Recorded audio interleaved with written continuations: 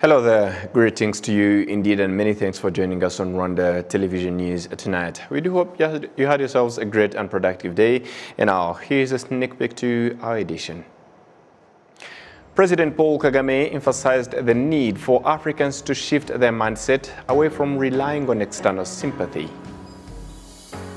Foreign nationals who live in Rwanda view the National Dialogue Council Umushyikirano as an efficient pillar that the continent can rely on to strengthen good governance and development.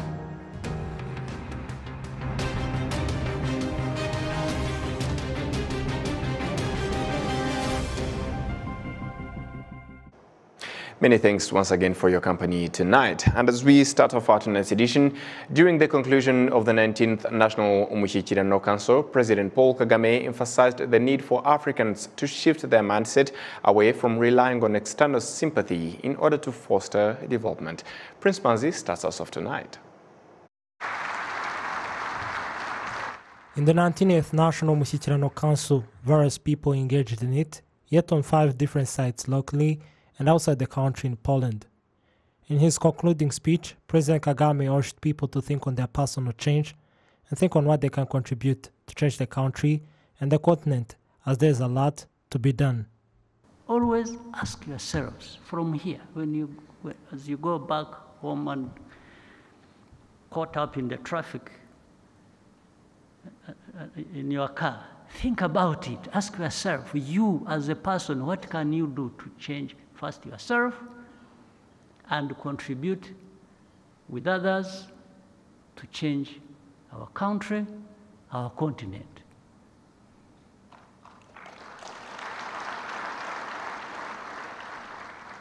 And there is a lot you can do, a lot more we can do together. President Kagame also demonstrated that one can't be having his own people barely making ends meet and think on what is better for Rwanda, hence urging them to first consider addressing their own problems. You have your people, your own people, barely making ends meet, naked on the streets, no food, no nothing, and you are there. You are there talking about, going to, you want to come and teach Rwanda what to do or change what is in Rwanda. With what? You have nothing.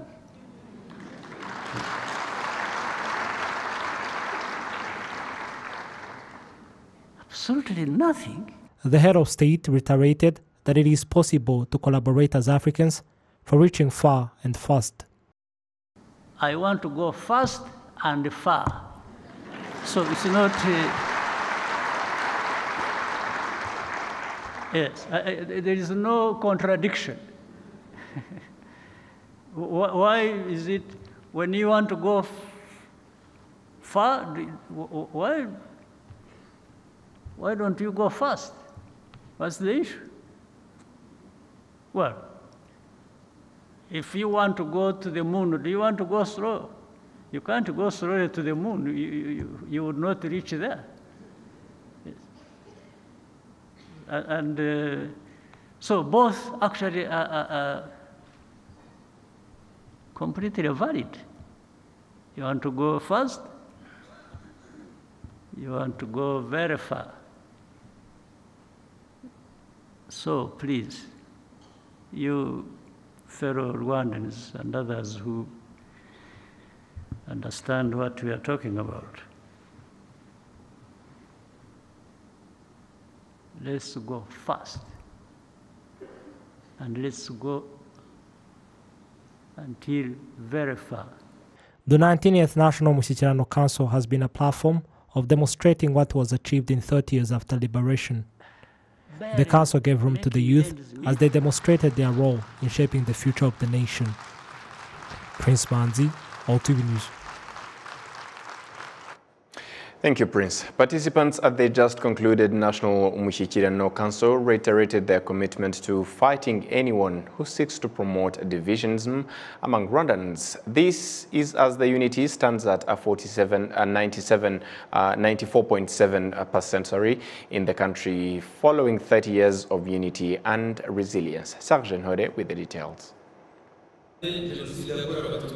On the second and final day of proceedings, a presentation was given by the Minister of National Unity and Civic Engagement on the legacy of the colonial period in Rwanda and how it divided people that had previously been united, culminating in the 1994 genocide against the Tutsi that left behind serious challenges that Rwandans used efficient and effective homegrown solutions to address.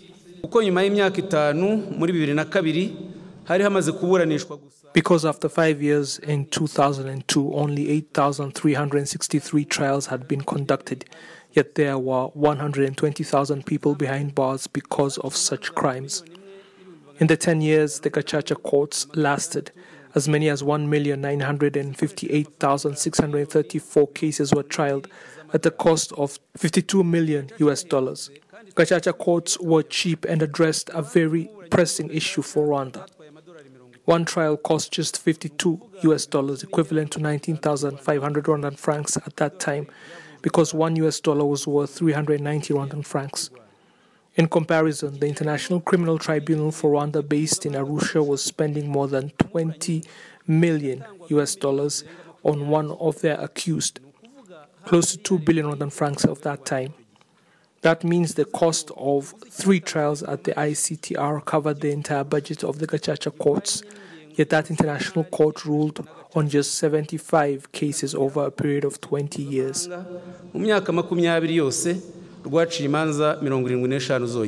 Figures indicate that 83% of those accused of genocide crimes ended up seeking forgiveness, while 85% of genocide survivors pardoned those who wronged them, raising unity among Rwandans from 82.3% in 2010 to 94.7% in 2020. Minister Jean Damascene Bizimana has urged all Rwandans, especially the youth, to fight genocidal ideologies and those that promote hate. We Rwandans are aware of the benefits of the good leadership we have that pulled the country out of the tragedy and darkness of 1994, giving us the security and development we now have, something we attribute to you, the President of the Republic. We will continue with you, proud to build up our unity and speed up our development based on mutual respect with the international community, as you have continued to teach us.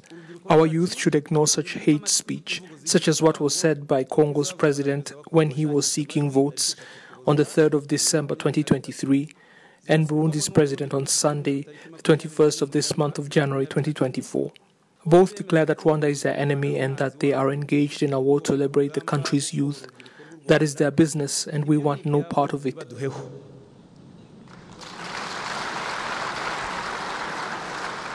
Youth participating at the council also denounced ideologies that seek to divide them, saying they will stand fast in their resolve to stay united and strive for the development of their country. We grew up as part of the Ndumunyarwanda initiative, while those others were raised surrounded by hate and divisionism. Those who say they want to liberate Rwanda's youth should first liberate themselves, and afterwards they can come here and we will teach them how structures like this can be constructed, and roads can be lit up at night for increased security, and how we are able to distribute cows among our people, and many other good things. They should leave us alone, we the youth of Rwanda. We are happy and self-sufficient with our good leadership. Thank you, Your Excellency, the President of the Republic. Among other achievements noted was the fact that around 2 million refugees have been assisted to return home, and as many as 40,000 former fighters of armed groups in the eastern DRC have passed through the Mutobo Demobilization and Reintegration Center and successfully rejoined the rest of the Rwandan society. The youth who participated in the National Umushyikirano Council noted that they are ready to build a stable Rwanda, an assurance rooting from the national unity, best governance. Navukiye mu muryango ukennye cyane aho kurya kabiri ku munsi byara amateka iwacu. Emmanuel Harerimana, a Musanze district resident, is one of the youth that participated in the National Mushyikirano Council. He demonstrated that being born in a poor family did not stop him in chasing his dreams and support others.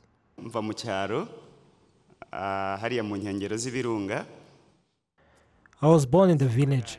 If you would have not supported me, Your Excellency, I wouldn't have been here because you provided scholarships for vulnerable families. I was able to study, and by now, I'm very good in English and French.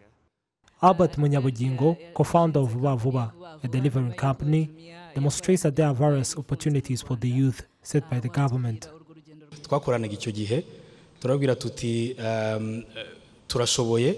And then my workmates, we decided to establish an initiative, and after 4 years, we have grown. We have 45 permanent workers and provide jobs for 130 motorcyclists. The Minister of Youth and Arts, Dr. Abdallah Utumatwishima, elaborates that the youth draw values from the country's leadership and make innovations that supports the country. nyakubahwa perezida wa repubulika dukurikije ibyo tubona abantu batuka u Rwanda abantu batuka akarere ka igihugu cyacu. Your Excellency, the President of the Republic, based on negativities towards the country and you specifically, we feel like ready to respond, but it's better to control ourselves like you do. The President, because you follow the international laws and regulations. This is a lesson that the youth learn from you, Your Excellency, the President of the Republic. It's been 30 years since the country's liberation. The youth are always reminded that they're the future of the nation, hence how to strive for its betterment. President Paul Kagame assured those who raised different questions and issues during the National Dialogue Council Umushyikirano that he will follow up on those concerns and issues raised and resolve them quickly as possible.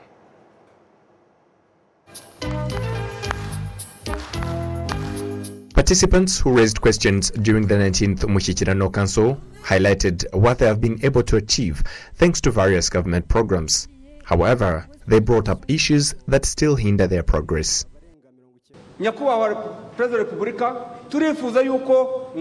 Your Excellency, we would like to request for a hospital in the Kabona area that connects the Mukura, Lusibira and Manihira sectors and a part of Ngororero made up of sectors of Bwira, Sovu and Muhanda.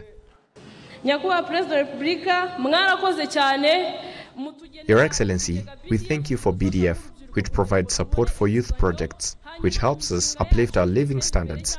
However, we have challenges because they inquire for collaterals to acquire loans, yet we don't have them. President Paul Kagame applauded the ideas brought forward by the youth, promising them to follow up on finding durable solutions to the issues they face.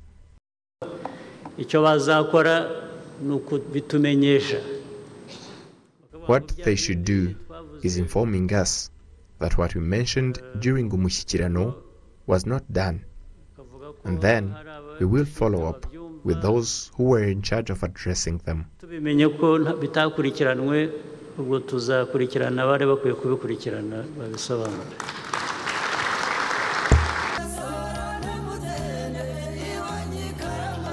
During the dialogue, Rwandan youth were urged to tap into the opportunities available to drive the country's economic development.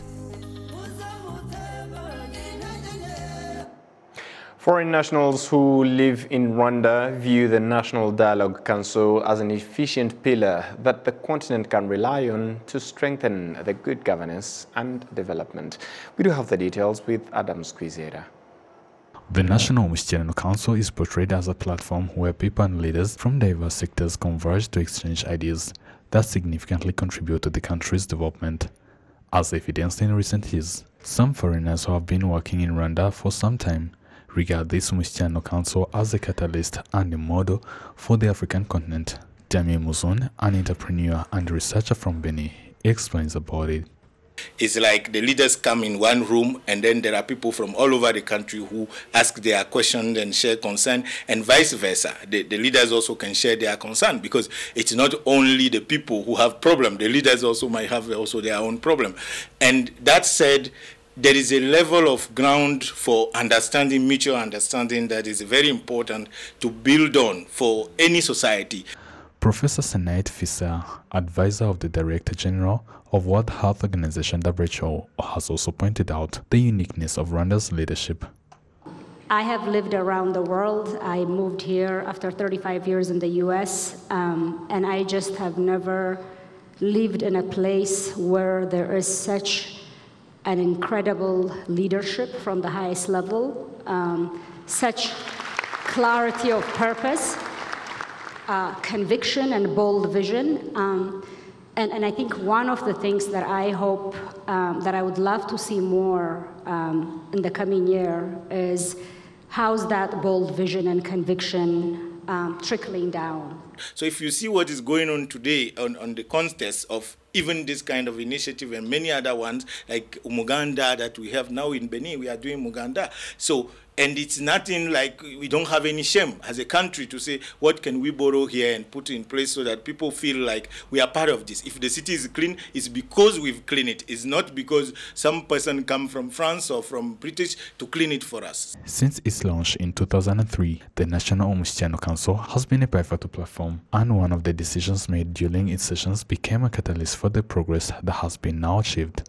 Some representatives of their country in Rwanda highlight how this forum serves as a valuable lesson that many African nations should learn from Rwanda. It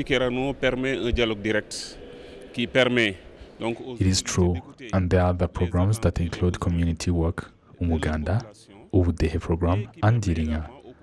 All these programs that the government of Rwanda has put in place are the ones that anyone who wants leadership that is close to the citizens should implement, as well as Umushyikirano.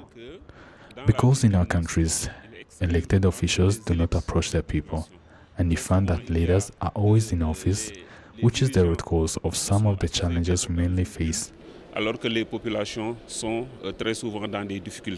This 19th National Dialogue Council Umushyikirano brought together people in different categories, including youth, government officials, diaspora, and representatives of their country in Rwanda. Adams Kwizera, RTV News. Thank you, Adams. Concluding it still on Umushyikirano, Professor Senaid Fisser, advisor to the Director General of the World Health Organization, earlier today on the second day of the National Umushyikirano Council, reiterated the role of the youth in assuming leadership positions at an early stage, plus taking the lead into fighting genocidal ideology. Yesterday he talked about, and one of the panelists recited that, as Rwandan, you talked about how we cannot afford to take things for granted and, not work 2 hours. When others work 2 hours, we should work 10 hours. And when others should walk, we should run. We don't have the luxury. So I think that sense of urgency, I would love to see it shared more. I'm sure many people will share with me that there are incredible leaders in this country, but there are also a lot of people who are afraid to make decisions. You go to government offices, you go to places, and you see a lot of inaction, fear of failure. But if we're talking about being a great country and being a middle-income country in 2050, it's going to require, the path to greatness requires incredible sacrifice and hard work and risk-taking. And I think we can't take this opportunity we have of such clear and bold leadership for granted.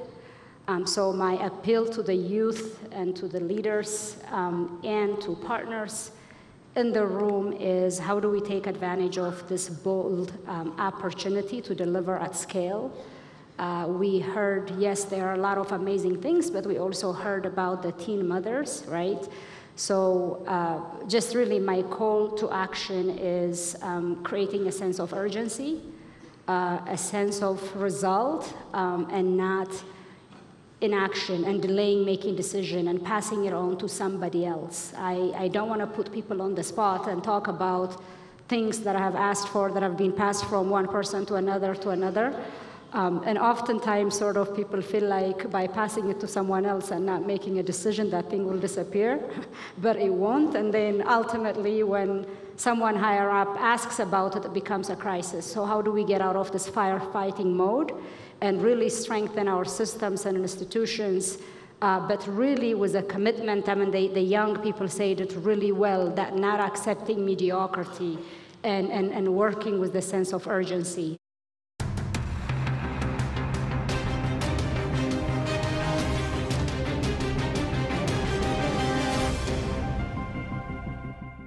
And on behalf of the entire news production as well as the technical team that made it happen, many thanks for being with us on tonight's edition of Rwanda Television News. And up until next time, stay safe and have a great evening.